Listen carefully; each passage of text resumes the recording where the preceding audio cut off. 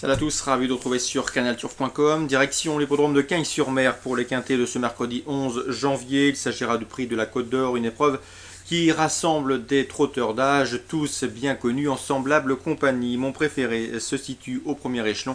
Il s'agit du numéro 6, Slow du Beauvoisin, le seul 6 ans au départ de cette épreuve. Un cheval qui est en forme. Il reste d'ailleurs sur 2 places de deuxième, respectivement obtenues à Vivo et à Cagnes-sur-Mer. C'est un cheval qui est au mieux. Il sera déféré des postérieurs pour l'occasion. Son entraîneur Romuald de Maurice est confiant et c'est légitime. Le cheval a prouvé à maintes reprises qu'il avait la pointure d'un lot comme celui-ci.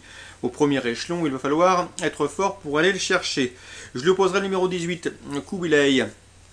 Jument dure à l'effort, on la connaît bien. Elle a l'habitude de venir en meeting sur l'hippodrome de la Côte d'Azur. Elle s'y plaît particulièrement. Régis Métayer connaît les lieux. C'est également un habitué des hivers sur l'hippodrome cannois. Dans ces conditions, ce numéro 18, Kubilay, qui avait bien gagné lors de son avant-dernière sortie le courant décembre sur l'hippodrome de Rouen, avant de faire bonne contenance dernièrement à Vincennes, trouve ici l'occasion de se mettre en évidence. Ce n'est sûrement pas le rendement de distance qui va empêcher cette jument dure de participer à l'arrivée. Attention également numéro 1, Colia de Feugère, c'est la moins riche du lot, mais elle vient de prouver sa forme sur ce même hippodrome cannois à l'occasion de ses débuts sur cette piste, s'y classant deuxième. Attention, elle a prouvé de la qualité dans l'ouest du pays, cette ancienne pensionnaire de Rodolphe Lagadoc. Le numéro 9, Robinson du Fossé, il n'a plus à faire ses preuves en semblable société, il est confirmé à ce niveau et est en forme, c'est également un choix prioritaire pour les places. Le 16, Roméo des Ormeaux, présenté par Vincent Martens, la drive de son frère Christophe. Difficile de ne pas l'intégrer dans une sélection. Le cheval n'a peut-être pas une marge énorme, mais il est confirmé lui aussi dans les tournois de ce genre. Ensuite, j'ai retenu le numéro 10, Rich of Carles. Il n'est pas des mieux engagés aux 25 mètres, mais attention, c'est un cheval dur à l'effort, qui peut durcir la course aux 1000 mètres, il n'a besoin de personne. Il est en forme, il reste sur une 3e place, obtenue en début de mois sur ce parcours.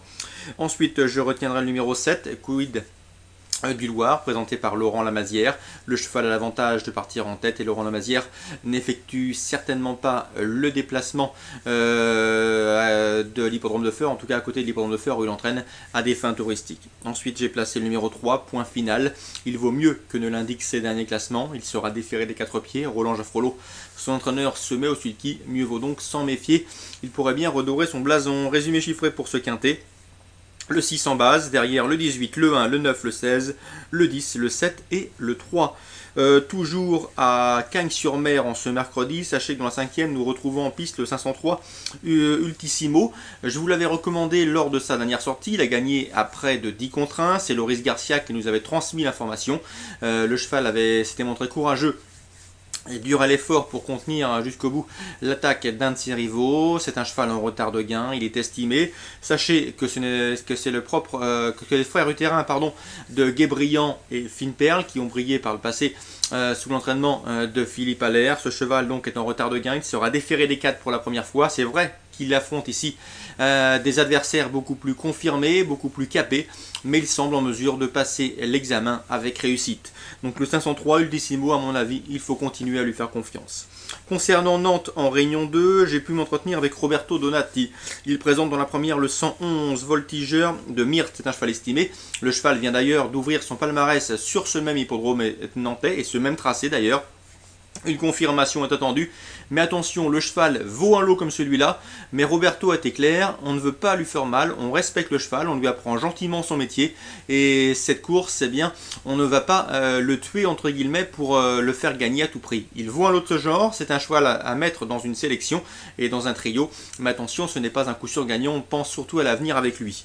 Je lui poserai dans cette épreuve le 108 à Visconti du Loisir. C'est un cheval qui a très bien débuté victorieusement sur l'hippodrome de Cordemais. Un cheval de qualité, un fils de Montlucarta qui devrait pouvoir répéter en semblable société. Attention également au 107, bien évidemment, Very Nice 7. C'est l'atout Jean-Michel Bazir dans cette épreuve. Il partira avec des supporters, mais moi je lui préfère le 108, Visconti du Loisir, qui à mon avis a les moyens de demeurer invaincu. Concernant le 11, c'est également un choix prioritaire, mais on pense surtout à l'avenir avec lui. Dans la deuxième, Ludovic Danielo est confiant avec le 209, une de vire, pouliche estimée, pouliche de qualité qu'il préserve. Elle a prouvé qu'elle avait la pointure d'un lot comme ça. Elle reste sur une bonne sortie à Vincennes. Elle est toujours au mieux et cette course est la dernière avant d'être mise au repos. Donc attention, on pourrait bien la voir ici jouer un tout premier rôle. Dans cette épreuve, je redoute pour elle le 206 sur Sous le Breton, qui reste sur 2 places de 6e à Vincennes, mais auparavant il avait bien gagné à Angers et à Saint-Brieuc. C'est un cheval de qualité, en tout cas il a prouvé qu'il avait de la qualité l'an dernier. Le 204, Urisso Tivoli, il est également estimé par son mentor Pascal Lièvre. La méfiance impose, même si le cheval est parfois délicat dans sa mise en jambe. Le 213, Uka Balu Négrus, c'est un cheval également qui m'avait bien plu lors de sa victoire courant juin sur l'hippodrome de Laval dans un bon lot. Malheureusement, il n'a pas été revu en piste depuis cet été, ce qui peut jouer contre lui. Dans ces conditions, dans la deuxième, je vous conseille le 9, le 6 et le 4. Enfin, petit mot sur la 5e, je sais que le 515 Texas Paris s'élance avec la confiance de l'entourage de Didier Dauvernet.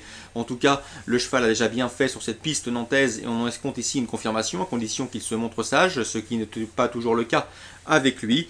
Dans cette 5e course, attention également au 510, Time of Charm, qui reste sur une séduisante place de 2e sur ce même tracé. C'était fin novembre, l'élève de la famille Dubois semble en mesure de confirmer.